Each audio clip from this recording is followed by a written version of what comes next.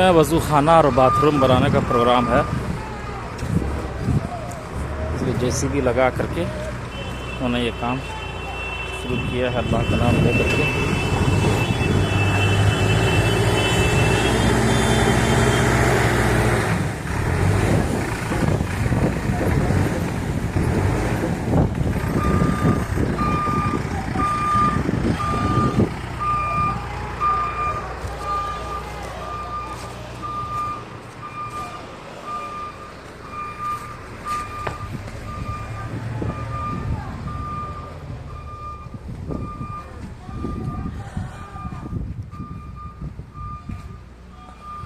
यहाँ पर वज़ू खाना बाथरूम वगैरह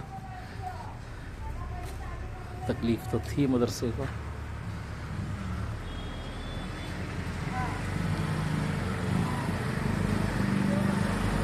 मदरसे के ग्राउंड में डाला जा रहा है।